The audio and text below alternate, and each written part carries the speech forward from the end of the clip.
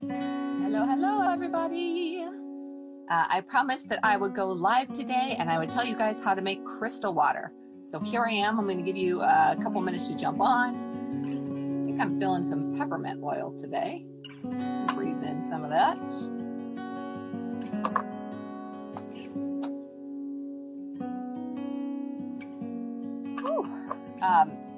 Y'all have seen before, I've shown you kind of that I do crystal water, that I put water in my crystals in my water and I drink it, right? And that would seem super simple and like, well, just go do it yourself. But there is a way that you want to do it to get the most benefit. And there are crystals and gemstones that you do not want to use because the chemical makeup, the actual, like, what's the word I'm looking for? The materials that they're made out of, when they dissolve in water, can be toxic to our system. So there are some that you just absolutely want to avoid. And I want to make sure that when I'm telling you how to make crystal water, I'm telling you which ones not to use. And then you can have some fun with which ones you want to try that are outside of that no zone. So here is what I use. And I'll give you guys a link if you want to get this. I got it from Amazon. And I got it because I saw somebody else do a YouTube video on how they do their crystal water and they use this. And I thought, oh, well, that makes a lot of sense. So I'll give it a try myself. The reason that this is really cool, I don't know if you'll be able to see it. I actually took some photos, which I'll show you too. But inside right here is a little filter with all these little holes in it. And this is all glass, okay? Including the filter. But all those little holes are really there because this is for making tea. So you can infuse and you could do iced tea or you could do fruit water or things like that. So you put what you want to infuse down here in the bottom and then you pour the water in and it infuses it without the stuff down here coming out when you drink it from the top. So literally both of these things has a cap on it that you can undo, right? So here's the top part you would drink out of. And then you're supposed to be tea, but in this case, crystals is down in the bottom. So what's the point of crystal water? So obviously we know that crystals have vibrations, which when we put them near to our bodies and within our aura will affect our vibrations, right? So the vibration of the crystal will interact with our less stable vibration and we will get in tune to the vibration of the crystal. So we're made up of a lot of water, and water is one of the reasons why we have a very mutable vibration, because water absorbs energy very easily. And so if you're putting a crystal into a glass of water, that water in the glass is going to absorb energy just like the water within us, absorbs energy. And so then once you have a glass full of crystal energized water and you drink that water, now it's kind of like if y'all know that because I use the Young Living oils, I can use them internally, right? The Vitality line. It's a lot like that. You can topically put on oils, but then if you ingest them, you're getting them into your body in a totally different way. And you're getting them into different organs, different parts of your body quickly that you might not get them there as quickly or as effectively with topical application, right? So using crystals internally is going to have some of the same benefits, but also some extra and different benefits from just holding a crystal like on your throat for your throat chakra. Sending that water with that energy through your throat is going to have a different effect. Okay. So, I kind of wrote myself down some notes so I don't forget to tell you any of the steps, even though it is pretty simple. The first thing you would do, the most basic crystal water that you could make would be literally crystal as in clear quartz crystal water. So I've got my clear quartz here, Crystal Point, which of course has the most effective energy, enhancing energy, focusing energy, sending properties, right? But you could also use a tumbled quartz. But I chose a Quartz Point. And then I also have a couple other crystals in here. But the first thing I did when I wanted to try crystal water for the first time, or crystal elixirs, crystal essences is another way, gem essences, another way that I've heard it described, is I literally took this quartz, okay, and I did the first step, which is to cleanse it. So you know that I cleanse the crystals using sage, or you could use Palo Santo, but right, I'll cleanse it using sage smoke, okay, sage smoke underneath, cleanse the crystal.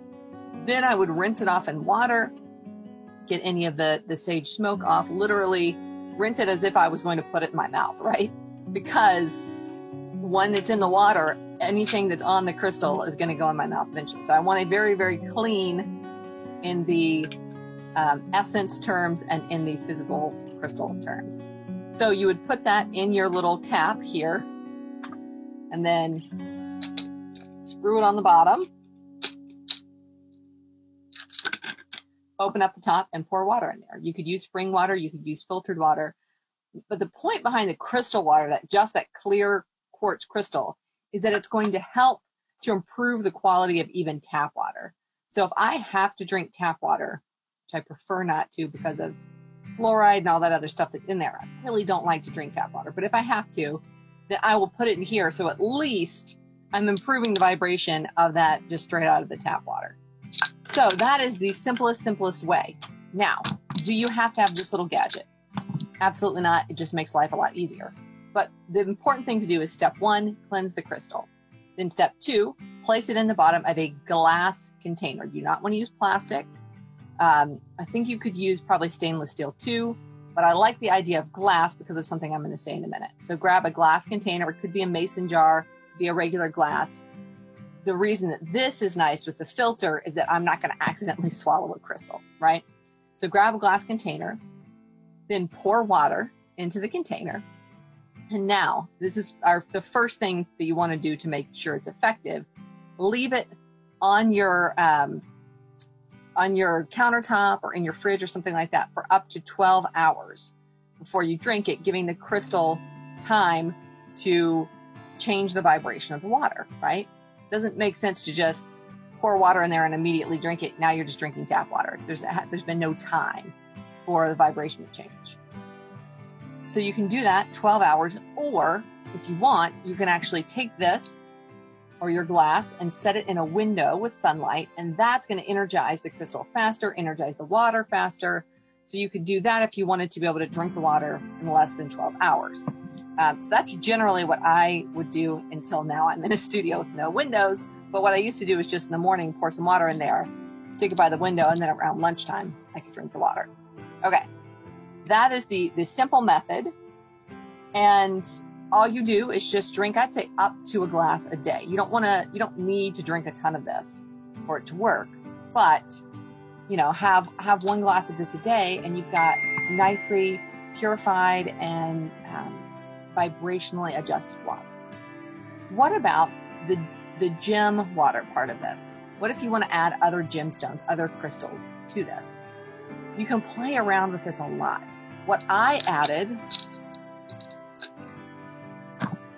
was citrine, okay, and carnelian.